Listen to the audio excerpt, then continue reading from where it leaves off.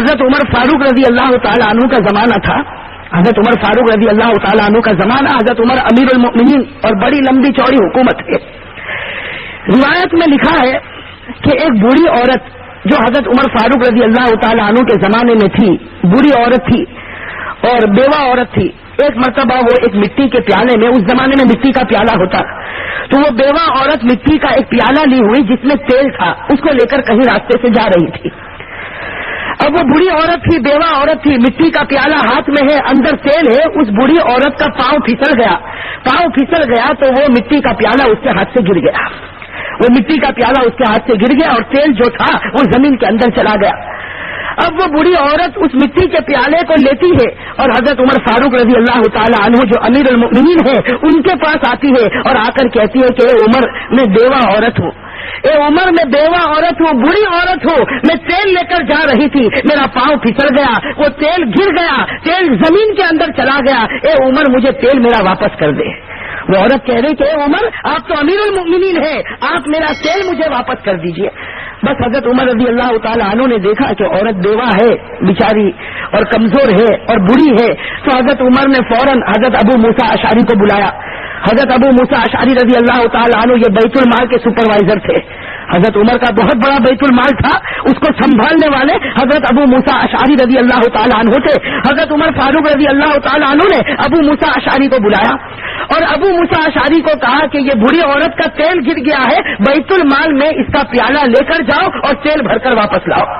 بس حضرت عمر نے آرڈر دے دیا کہ ابو موسیٰ اس عورت کے پاس سے پیالہ لے لو, بیت المال میں جاؤ اور وہاں سے تیل بھر کر واپس لاؤ. بس حضرت ابو موسیٰ اشعری آگے بڑھے تو وہ بوڑھی عورت کہنے لگی کہ اے عمر, دیکھو بوڑھی عورت کے اندر کیسی ہمت, کہتی ہے کہ اے عمر مجھے بیت المال کا تیل نہیں چاہیے, کہتی مجھے بیت المال کا تیل نہیں چاہیے, اتنا معمولی تیل وہ تو میں راستے میں کسی سے بھی مانگتی تو وہ مجھے دے دیتا, راستے میں بہت سے گھر تھے, میں کسی سے بھی مانگتی تو وہ دے دیتا, مجھے تو وہ تیل چاہیے جو زمین کے اندر چلا گیا ہے, مجھے وہ تیل چاہیے جو زمین کے اندر چلا گیا. حضرت عمر کہنے لگے کہ ارے بوڑھی عورت, تم کہیں پاگل تو نہیں ہو گئی کہ جو تیل زمین کے اندر چلا گیا وہ تیل میں کیسے نکالوں گا. تو وہ بوڑھی عورت کہنے لگی عمر اگر تو نبی کی سچی محبت رکھتا ہے اور نبی کا سچا فرما بردار ہے تو میں تجھے خدا کا واسطہ دے کر کہتی ہوں کہ جو تیل چلا گیا اس تیل کو واپس نکال کر دے.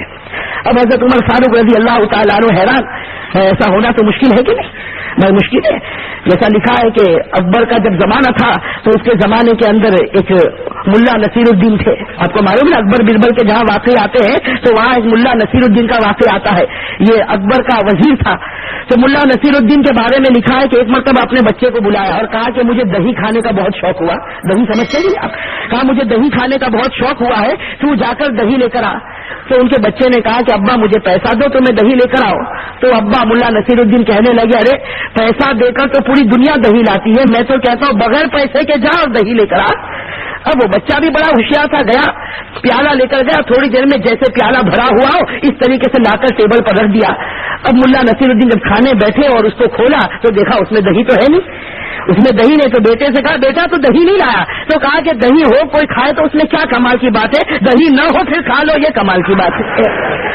تو یہاں پر بھی حضرت عمر فاروق رضی اللہ تعالیٰ عنہ کا معاملہ, حضرت عمر فاروق رضی اللہ تعالیٰ عنہ کو اس بڑی عورت نے کہا کہ مجھے بیت المال کا تیل نہیں چاہیے, تیل تو مجھے چاہیے ہوتا تو کوئی بھی صحابی کا دروازہ کھٹکھٹاتی وہ میرے پیالے کو بھر دیتا, لیکن مجھے تو جو تیل زمین میں گیا وہ تیل مجھے واپس چاہیے. اب حضرت عمر فاروق رضی اللہ تعالیٰ عنہ حیران ہے, اس بڑی عورت کو بہت سمجھاتے لیکن وہ بڑی عورت تو ایک ہی بات کہتی کہ اے عمر اگر تو سچا امیر المؤمنین ہے, اگر تو سچا مومن ہے, اگر تو نبی کا سچا فرما بردار ہے تو آج خدا کے ساتھ معاملہ جوڑ دے اور وہ تیل جو زمین میں گیا وہ تیل مجھے واپس لوٹا دے. اب وہ بوڑھی عورت اڑ گئی, سارے صحابہ دیکھ رہے. روایت کے اندر ہے کہ حضرت عمر فاروق رضی اللہ تعالیٰ عنہ نے ایک چمڑے کا ٹکڑا اٹھایا اور اس پر کچھ لکھا. میرے بھائیوں کان کھول کر سننا, حضرت عمر فاروق رضی اللہ تعالیٰ عنہ نے ایک چمڑے کا ٹکڑا اٹھایا اور اس پر کچھ لکھا اور اس بوڑھی عورت کو دیا اور کہا کہ جس زمین میں تیرا تیل دھس گیا وہاں جا کر اس چمڑے کو رکھ دے, خدا کی قدرت سے تیل واپس نکل آئے گا.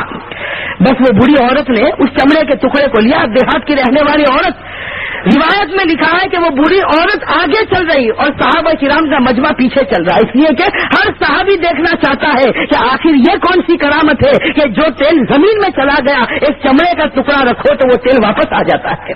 सारे सहाबा पीछे चल रहे, वो बुरी औरत जाती है और जिस जगह उसका तेल गिर गया, बस जहाँ कर चमड़े के टुकड़े को रखती है, सहाबा किराम ने हजरत अब्दुल्ला इब्ने उमर फरमाते हैं, खुदा पाक की कसम, मैंने अपनी आंखों से देखा उस बुरी औरत ने चमड़े का टुकड़ा रखा किया कि जमीन फटती है और सारा तेल निकलता है और वो औरत अपने प्याले को भरकर चली जाती है।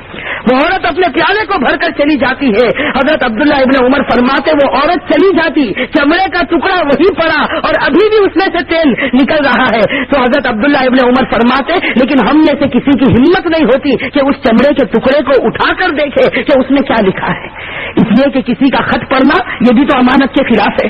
और फिर हजरत उमर फारूक रजी अल्लाह तआला अन्हु का जलाल, रौब और दबदबा कि सारे लोग उनकी वजह से कांपते थे। हजरत अब्दुल्ला इब्ने उमर फरमाते, किसी की हिम्मत नहीं होती सहाबा किराम में से कि आगे बढ़े और चमड़े के टुकड़े को उठाए और देखे कि उसमें उमर फारूक ने क्या लिखा। हजरत अब्दुल्ला इब्ने उमर फरमाते, जब सब सहाबा खड़े थे तो मैं आगे बढ़ा और मैंने उस चमड़े के टुकड़े पर कपड़ा रख दिया ताकि बेटा भी बाप के खत को पढ़ नहीं सकता है।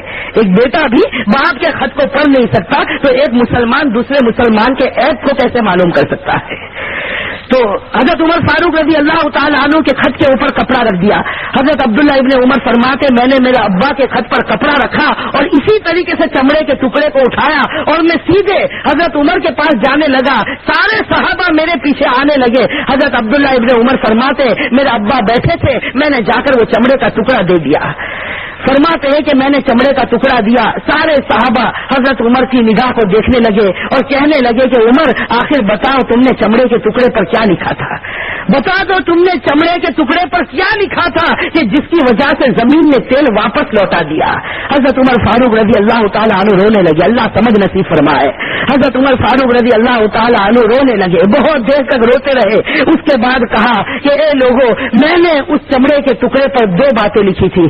एक बात तो ये लिखी कि ए जमीन, मैं भी खुदा का मखलूक हूँ, तू भी खुदा की मखलूक है, तुझे खुदा का वास्ता है कि इस बुरी औरत का तेल वापस लौटा दे।